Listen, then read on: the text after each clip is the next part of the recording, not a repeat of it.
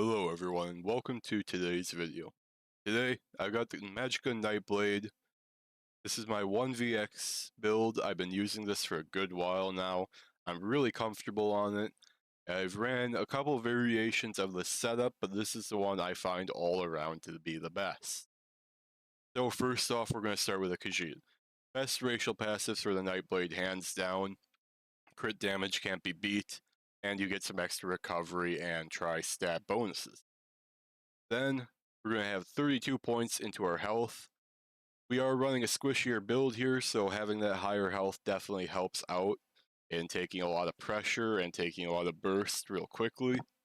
And then 32 points into our Magicka, because we are predominantly using Magicka in this build. Our weapon damage, spell damage, and crit is here. Penetration is unbuffed here. Resistances are low, and we're going to talk about why this is real shortly here. Vampire Stage 3, hands down, most important thing you need on any PvP build these days. You get so much tankiness from it as long as you can afford the sustain, and we can very easily do that with this build. Choose the Mundus Stone for the Shadow. This is very important, keeping our crit damage just through the roof. We're going to hit everything super hard, and there's nothing I can really do about that. So, first set we're going to use is Balorgs. Tried and true, king of all burst builds. As long as you use Balorgs on Nightblade, you are going to slap people in a 1-2 combo. Then we have one piece of the trainee, always going to be on your chest, it should always be reinforced. I have a health glyph here. I like having a little higher health on my Nightblade, but you can run a tri-stat here, you'll be just fine. Then we go next to Wretched Vitality. Very important sustain set, and we're running it on our front bar. And I will show you why we run it on the front bar in just a moment here. We want to have 4 pieces of medium. Each piece of Wretched Vitality should be medium, and the Balorg shoulders should be medium as well. Then our second set is Rallying Cry Sash. We're running this light on the body. I have it in well fitted. I do have almost all these small pieces as a triglyph enchant, and they're all well fitted, except for shoulder here. I need to change that at some point. Anyway, we're going to get into our jewelry here.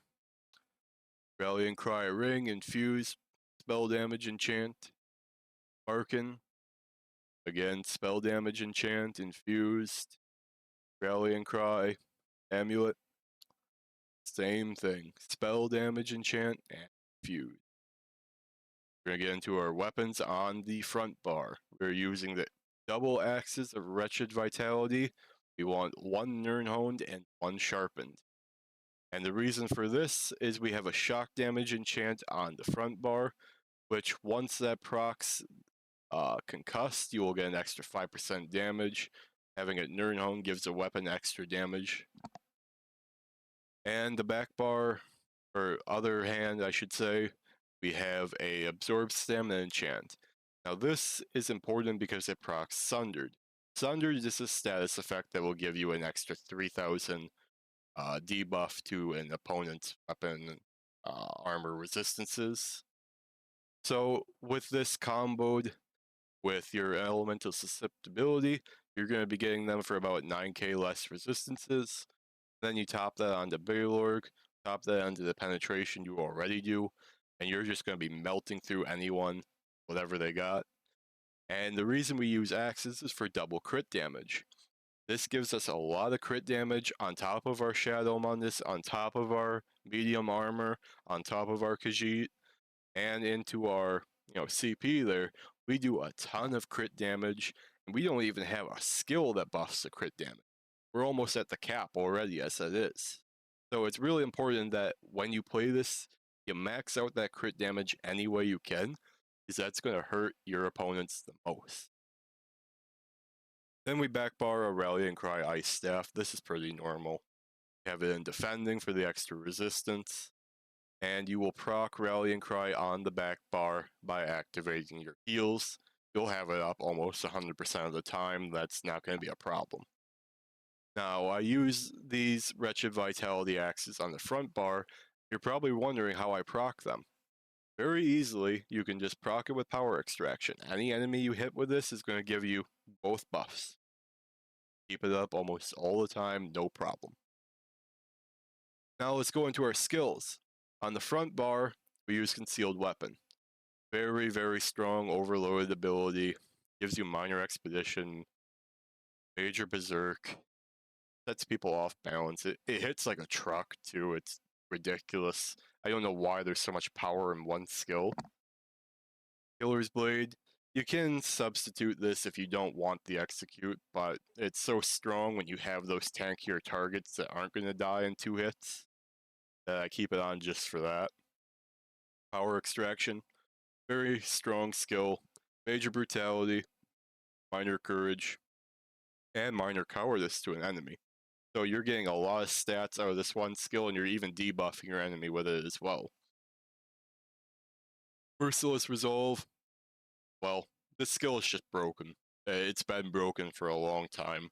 It does a ridiculous amount of damage alone, and it can give you more weapon and spell damage just for lightly attacking people. And it doesn't have a fall-off timer anymore. So you just keep that weapon and spell damage infinitely as long as you have those stacks up. Why that was ever done, I don't know. It's stupid, it's overpowered. That's my take on it. And yeah, it shouldn't be a thing. This skill hits way too hard. Shadowy Skies, this is your cloak. Cloak, you go invisible. It'll make you auto crit somebody with your next direct damage strike. So the big thing you'll do is you'll cloak and you'll go Incap and then bow someone. It's very simple. 1-2 combo. It'll kill most players if you can hit them with it. Then of course we have Incap. You don't play Nightblade in a brawl build or a ganker build that's melee without Incap. Incap is just very strong. You're gonna hit your enemy like a truck. You hit them with over 140 ultimate, it's going to stun them. And if they get hit by this skill, they're going to take 20% more damage from anything you do to them. So you'll incap them, you'll hit them with this Merciless Resolve, and it's just going to melt most players.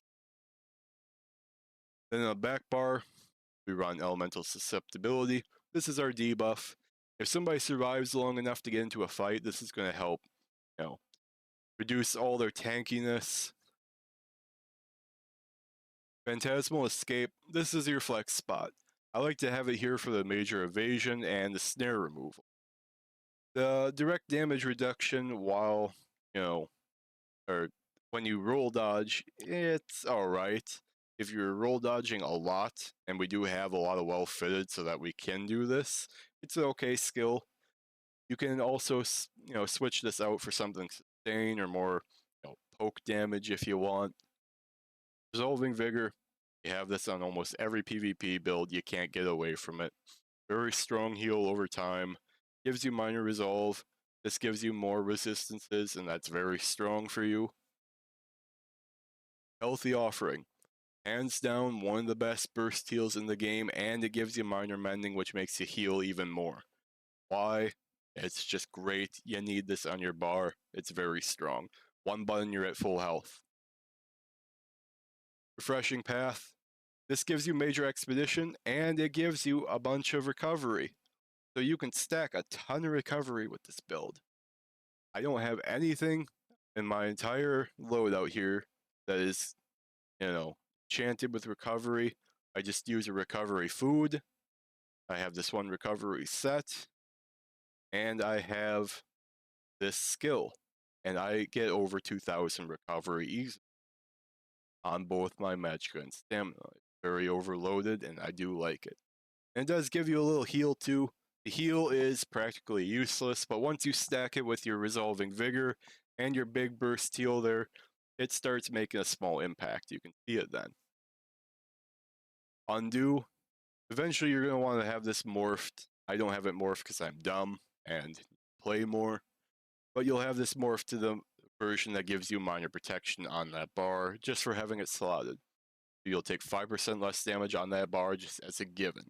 You don't have to do anything, just be given to you. Hop into our CP. Fighting finesse. Again, crit damage, crit damage, crit damage.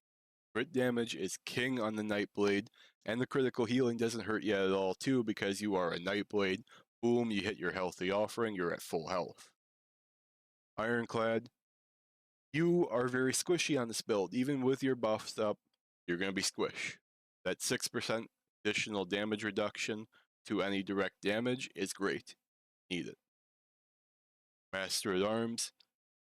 Nightblade is a king, and I repeat, a king of single target direct damage. You have this on at all times. You're going to be smacking people so hard they don't know what to do with you. Unassailable. This is a flex spot, and if you do run Phantasmal Escape, you can also swap that out. The CP out, that is. Take less damage from area effect attacks, leap, Templar jabs, so on, so forth. Those big bursty AoE abilities, not going to touch you. Pretty good. Then into our red tree, Boundless Vitality, extra health, Relentlessness. You're feared, you're stunned, you're going to get minor protection or major protection for 3 seconds and take 10% less damage. So whenever somebody hits you with a stun or a fear, you get this buff automatically, and that gives you an extra second to take less damage and break free. Pain's Refuge. We don't have a cleanse on Nightblade, so if somebody stacks a bunch of dots on you, now you can get a bunch of extra damage reduction and go heal and run away and do whatever it is. Clearity. We are a weaker build in the terms of resistances. So it's very important that we have all the speed buffs that we can so we can kite more easily. We have Major Expedition, Minor Expedition, then we'll also have Celerity for extra movement speed. This is very strong. Green Tree, does not matter, put what you want in here. Now, I do have some footage of this build on my channel now. I believe I have a short or two of it. I have a longer 2, 3, 4 hour session that I have to go back and edit, and I can eventually post some of this build onto the channel. But I hope you try the build out. I promise you it works. I don't like to post anything I don't use on this channel. So, with that said, thanks for watching. I love you guys, and I'll see you in the next one.